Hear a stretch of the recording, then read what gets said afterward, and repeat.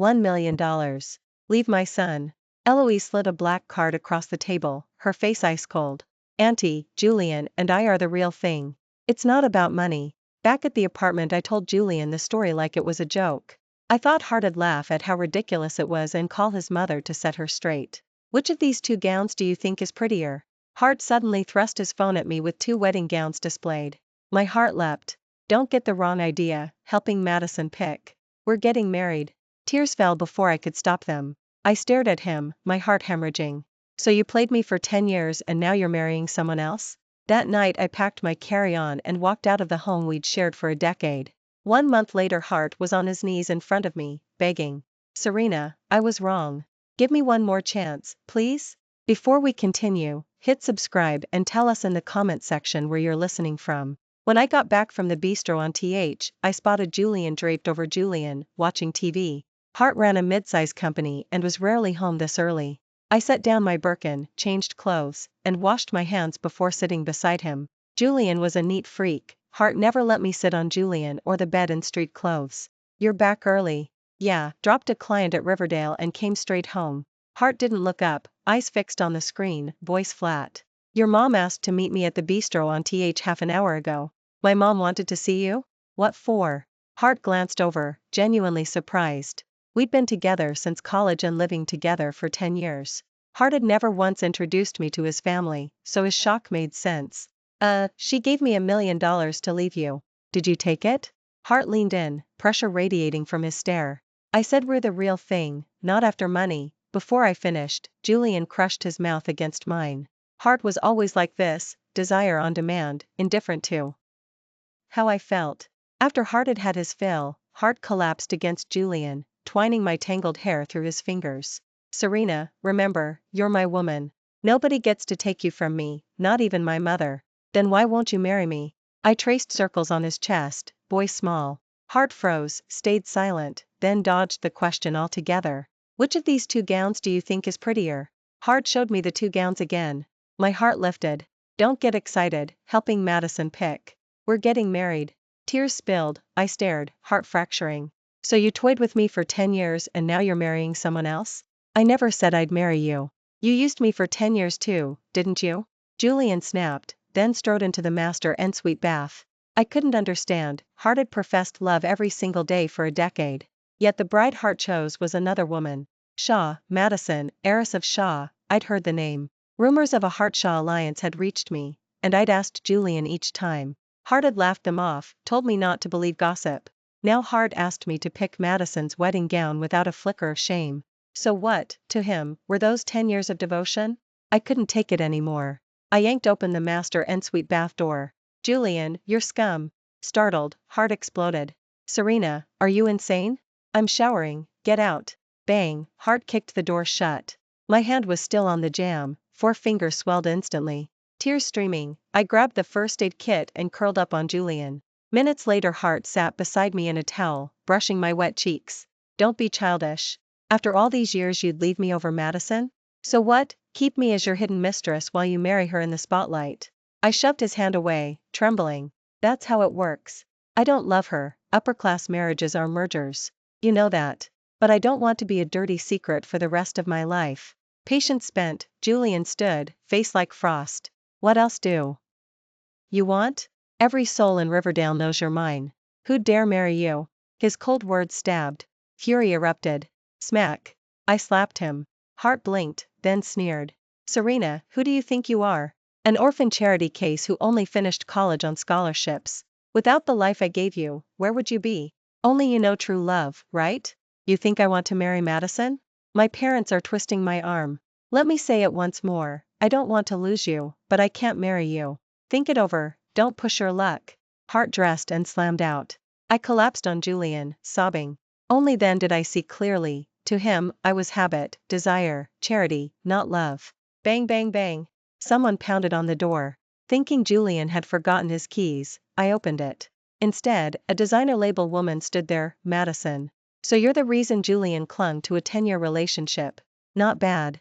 In 20-centimeter stilettos she looked down on me, contempt glinting. Here to stake your claim? Relax, I'm not staying with Julian. Madison blinked, surprised. Well, I underestimated you. Since you're sensible, take this, 1 million. Leave Riverdale and don't let me see you again. She flicked a black card at me, chin high. I smiled, so this is how the rich solve problems. First Julian, now Madison, both waving 1 million at me. I slid the card back, smooth as silk. Thanks, Shaw, but, no thanks. I'm not so cheap that I'd cling to an engaged man. I thought that was the last I'd see of her. I was wrong. Next morning, heading to my job, as Julian's assistant at Julian, I opened the door and froze. Red paint streaked the front porch, slurs screamed across the walls. Heart den gold-digging homewreckers end up in hell fight immoral affairs, expose every mistress. Pulling out a wet wipe to scrub the words, I found neighbors circling, fingers wagging. Isn't she the woman shacking up with Heart's heir? Turns out she's a mistress. The Heart heir is already engaged to the Shaw princess. What is S? He if not the other woman? TSK, so young and already chasing the wrong life. Does she really think just anyone can marry into a dynasty? I opened my mouth to defend myself, but half-eaten pork bun, still dripping grease, smacked me in the face. Filthy homewrecker. Since you love leftovers, have another bite. Laughter exploded around me, and before I could breathe, more rotten produce and raw eggs pelted my body. Tears blurring my vision, I fled the scene, humiliation clinging to every step. In a quiet corner I scrubbed away the filth, then hurried to the office. The receptionist greeted me with a smile that never reached her eyes. Well, look who's here. Hart's mistress still has the nerve to clock in. Her words barely landed before coworkers surrounded me, their voices sharp as shards of glass. Honestly, when Hart wasn't engaged it was whatever, but now that Hart's promised to Shaw, she's still hanging around? Exactly. Slept with the rich guy for 10 years, so what? She still got played. Orphan girl from nowhere, clueless about her place, dreaming of a Birkin wedding? Just days ago everyone here knew Julian and I were a couple, they'd fawn over me, calling me sis. The moment his engagement to the Shaw heiress hit the group chat, they flipped like switches. I refused to waste breath on these fair-weather vultures, lowered my head, and marched toward my cubicle. Some conscience-free soul stuck out a foot and sent me sprawling. Laughter erupted again. I snapped, scrambled up, and slapped the woman who tripped me. Ah, she hit me. The mistress assaulted me. How dare she? At her scream the circle closed in, fists and nails flying. Enough. Back to work, now. Julian strode through the doors, his roar slicing the chaos. Hart yanked me into his office, dropped into his leather chair, and stared at me with arctic eyes. Slapping coworkers in the workplace, Serena, are you proud of yourself? You condemn me without asking a single question? I stood there, filthy and trembling, meeting his glare. Julian's jaw tightened, Hart lit a cigarette, exhaling irritation. Red paint on the front porch, slurs in my DMs, every vulture in this building. Do you even care who's pulling the strings? Or are you just going to ignore it? Fine. So Madison hired a few trolls. Must you stoop to her level? Hart crushed the cigarette with brutal force, brows knitting. I'll call her, tell her to knock it off. Get back to your desk. No. I want a public statement. I want an apology. Tell the world I'm not a homewrecker. His gaze turned glacial. Serena, what do you want from me? A man in my position issuing clarifications and apologies. Are you trying to humiliate me? Or maybe you enjoy Madison hating you? Don't bite the hand that feeds you. His voice vibrated with barely leashed fury, teeth clenched as if I'd insulted him. Yet Hart was the one who let Madison smear me. All I asked was the truth and a simple sorry. Was that so criminal? Something inside me shattered beyond repair. All my grievances, my suffocating anger, suddenly flatlined. I looked at his livid face and laughed. Fine. You won't speak up? I will. I spun toward the door. Julian sensed the shift and barked after me. Serena, you'd better know what you're doing. When everything burns, don't come crawling back. I slammed the mahogany door so hard the frame rattled, then kept walking. I hailed a cab to the house we'd shared for 10 years. And the moment I stepped inside, tears poured. Every cushion, every vase, every beam held memories we'd sketched together. Once, in this very living room, Hart had cradled my hands, traced my brows, whispered forever. Now the promise felt like a punchline. I had been a stopgap for his loneliness, a toy for his nights, a pillow for his ego. Love? A game Hart played too well. I tore every framed picture off the walls and hurled them into the trash. Designer gifts followed, heels, scarves, watches, until only a few personal items remained. I shoved them into my carry-on. I was dragging the suitcase toward the door when Julian appeared, face like a winter wave. Really leaving? Ha, an orphan with nothing to her name? Without me you don't even have a job. Where will you go? Starve or thrive, I won't knock on your gate. Move. Hart blocked me and pulled a black card from his pocket. Since you insist on walking, take this, $1 million. Consider it severance for the decade. A laugh tore out of me. Your mother wrote me the same check to disappear. Your fiancé matched it. Now you. Is $1 million the Hart family signature? Keep it. I wiped my shoes with more. I pushed the card away. Hart snorted and shoved it back. Still playing saint? Bet you regret not cashing the earlier two. Grab it, this is your last payday. Smack. I took the card, snapped it in half, and flung the pieces at his face. $1 million? That barely covers my monthly allowance. You thought I'd beg? Ignoring his stunned fury, I speed dialed in front of him. Dad, I'm done pretending. Wipe Hart and Shaw off the map. Online, urgent. Julian froze, mouth half open. I ended the call. Julian seized my wrist. What was that, Serena? You're an orphan, whose father did you just call? I jerked free and smiled thinly. Would you believe me if I said I'm the only heiress of Sterling, the shadow dynasty that's owned Riverdale since railroads? The Sterlings? The ghost family every board whispers about? Everyone knows they have no heirs. Stop the fairy tale. His eyes bulged, disbelief dripped from every syllable. Then Hart laughed. Cute, Serena. I wasn't born yesterday. If you were a Sterling, the Hart clan would kneel to kiss your heels, but guess what, you're not. Exactly. You're unworthy. Enjoy your last moments atop Hart. Goodbye, Hart, forever. I stepped past his stupefied glare and walked out, heels clicking like a countdown. A Rolls-Royce glided up beside me, dignified and low-key. The chauffeur braked, stepped out, and opened the rear door with a deep, RESP.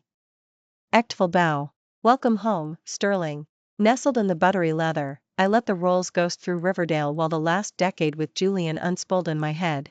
Back then I'd been campus queen, Hart the star shooting guard, picture perfect, everyone said. Hart had yet to IPO, Julian was just another broke junior in sweats. I'd tried to stay under the radar, but the cashmere on my back and the truffle boxes in my dorm fridge screeched old money, and it rattled him. One night, drunk on cheap tequila, Hart sobbed that Hart had to break up, his bloodline would never measure up, and my family would never bless us. I was 20 and stupid crazy for his 6'3" frame and lazy grin. So I peeled off my designer tags, stuffed my Birkin into the trash chute, and collapsed against him bawling. I swore every logo was fake, just taboo knockoffs I'd ordered to look rich. I spun a whole yarn, orphaned at 6, full ride scholarship, ramen for dinner. I thought the act was paper thin, but Hart bought every word. From that night on, Hart swaggered and I trailed him like a penniless groupie. Then Hart's stock quadrupled overnight and Julian morphed into the Prince of Riverdale. I shrank even smaller. Maybe 3 years of playing gutter rat rewired my brain, because I started believing my own lie. After graduation Julian took the CEO crown, Hart wanted me barefoot and pregnant in his penthouse. I begged until Hart grudgingly let me clock in as his assistant. For 10 years I ran his calendar by day and his life by night, perfect aide, perfect girlfriend. Hart spoiled me right back, couture every season, passport stamps on every continent, a platinum Amex heart called Plastic Freedom. I thought we'd stay wrapped in that bubble forever, title or no title. Now I know how blind I was. Maybe, in the first act, Hart had really loved me. But the moment the stakes turned zero-sum, I was the chip Hart shoved to the center. Hart fed me lines about duty, about parents twisting his arm. I'd once torn myself from my own father for him, happy to play orphan a whole decade. Hart couldn't even stand up to Eloise and Victor for me? Hart could have, Hart just wouldn't. To him, the Hart logo mattered more than every memory we'd minted. Before I touched the front porch I scrubbed the cold tear tracks from my cheeks. Dad sat on the buttersoft sofa, one ankle on the opposite knee, swirling a Cuban. 10 years ago I'd slammed this same door over Julian. I hadn't crossed the threshold since. Hart had phoned 1,000 times. I'd sent every call to voicemail. Even after Hart became a ticker symbol, Dad's verdict hadn't changed. The boy's still not good enough. I matched him stubborn for stubborn. If Hart wouldn't call Julian's son, I wouldn't call this place home. Now the slap of irony stung. I was the bride Hart wouldn't marry. I crept toward him. Hart set the cigar aside and huffed. Humph. Finally figure out the old man was right? That cracked the dam. I dropped to my knees, sobbed into his tailored slack. When the tears ran dry, I glared up. Did you leak the order? I want Hart and Shaw bankrupt by sunrise. Easy, tiger. The rumor's airborne, but even vultures circle before they dive. I knew how lethal his whisper could be, one raised eyebrow and Riverdale's money would flee any stock Hart frowned at. But Dad was frantic for something else, me, corner office ready. Mom had died young, Hart had produced no spare heir, and Sterling's keys jangled in my direction. I should have started my apprenticeship at 20, a decade late. Hart was done waiting. Next morning every feed screamed the same banner, long lost Sterling heiress home, takes throne. I scrolled for confetti, instead I got acid. Breaking, Sterling princess returns after decade as Julian's side piece. Homewrecker fails to wed Hart scion, crawls back to daddy's billions. Sterling board hands empire to mistress, shareholders, brace for impact. The identical handles and bot syntax made me laugh out loud. They weren't disgusted, they were terrified. Dad's warning shot had rattled every hedge fund still long on Hart and Shaw, but few believed the patriarch would really burn 2 dynasties just to avenge his little girl. I believed. And I wasn't in the mood to wait. I dumped every receipt of Julian and me, library selfies, Thanksgiving candids, joint lease scans, then dropped the piece de resistance, security footage of Eloise stuffing $1 million check into my clutch while Madison smirked and Julian looked away. In the age of doorbell cams, nothing ever dies. The internet detonated. Within minutes, each supplier, bank, and influencer scrambled to disown Hart and Shaw. I smiled so hard my cheeks cramped. Hart, Shaw, start kneeling. Julian's calls came like an air raid siren that night. I watched the screen pulse, supremely unrushed. Panic wasn't mine to feel. On try 101 I finally lifted the phone to my ear. Hart, to what do I owe the pleasure? Serena, are you insane? You'll bury me. Tell them it was mutual love, not some con. I laughed, loud and light. Take it up with the comment section, I'm booked. And FYI, I'm now Sterling's CEO, watch your tone or this call ends. Wait. Serena, President Sterling. I was wrong, I screwed up. For old time's sake, get your father to lift the curse. Please. The arrogance melted into beggar wine. I almost pitied him, almost. You stood in that same office and ordered me to zip Madison's wedding gown. You were granite then. Why should I be marshmallow now? Oh, and remind your mom, your fiancé, and yourself, $1 million barely covers my monthly spa budget. Bye. I hung up, blacklisted the number, and tossed the phone onto silk sheets that felt, for the first time in years, like mine. I hung up and stared at the headline screaming across my screen. Hart stock had cratered overnight, while my phone buzzed nonstop with alerts about suppliers demanding payment and partners jumping ship. It felt glorious. For the first time in my life I understood, bone deep, how much power lies in holding the reins. 10 years I'd spent polishing Julian into a titan, pretending I was penniless, only to be gaslit, slut-shamed, and bought off with $1 million check. I'd been an idiot. 3 days later the Hart building was padlocked, every employee had been sent home. Hart was dead, and Julian had vanished. Meanwhile, the Shaw, gutted but still breathing, issued a midnight statement canceling the engagement and cutting Madison's family loose. At 1 a.m., Victor dragged his daughter to my front porch to apologize. Madison's cheeks were swollen, her arrogance gone, she stared at the marble floor. What happened to your face, Shaw? Fiancé slap you? Victor rushed in with a greasy smile. Impossible. Shaw severed ties with Hart days ago. The worthless girl is mine to discipline, she offended you, Sterling. Madison. On your knees, apologize. She dropped with a thud, rebellion flickering but crushed by her father's glare. I'm sorry, Sterling. Had I known you were Sterling, enough. I don't kneel to karma. Actions have receipts. Goodbye. I signaled the butler, the door slammed, silence restored. A month later Hart and Shaw had both flatlined, erased from Riverdale. I threw myself into running Sterling, locking the nightmare in a mental vault. Then, one night after work, Julian lurched from behind a concrete pillar in the underground garage, unwashed, unshaven, a ghost in rags. I jerked back. Stay away. One scream and security will bury you under the jail. Please, Serena, no screaming. 5 minutes. I retreated 3 steps, arms folded. Talk. I know sorry is worthless, but I love you, still. Give us another chance, for the decade we had. I laughed outright. Chance to be your disposable secret again? I'm not the lovesick girl you remember. You once said your dream was to wear the most beautiful wedding gown and walk down the aisle with me. I designed this, took me a month. Let's start over. Be my bride. Hart pulled a crumpled sketch, lace, train, his initials hidden in the beading. I sighed, disgust curling in my stomach at the sour smell radiating from him. What's wrong with you? Think I haven't bled enough? You can't even spell worthy, Julian. Actually, you never were. I outloved you, outclassed you. Without my teenage infatuation, you'd have had zero shot at my 10 best years. His eyes glazed with regret. I was weak, selfish, cold. I chose a corporate wedding over us. Let me be your doormat, anything. I'm begging, on my knees. Heart started to drop. My bodyguards caught him mid-fall and hauled him upright. Save your knees. You once said I wasn't worth kneeling for. Leave. I fished a black card from my purse and flicked it toward him, mirroring his payoff months earlier. Broke and hunted? Here's $1 million. Vanish. I expected refusal, some shred of pride. Instead, Hart snatched the card, teeth clenched. I know I don't deserve it, no roof, no food, but thank you. My smile turned razor sharp. Thank yourself, it's empty. Real men earn their keep. Leeching off a woman? Pathetic. You bitch. You toyed with me, you'll, smack, smack, smack. 3 brutal slaps silenced him, guards slammed him to his knees. Feel it, Julian? That's being played. You gambled my heart for 10 years. Get him out. A sudden chill whipped across my neck. Julian lunged, a fruit knife kissing my throat. Back off. 1 million cash or I slit her. Guards froze. I stared at the duffel they'd pulled from my trunk, banded stacks of cash. Julian's eyes glittered. Money, and your life. Nobody mocks me. The blade bit skin, warm drops traced my collarbone. A blur, Chase barreled in, fist crashing into Julian's temple. Heart crumpled, knife clanging away.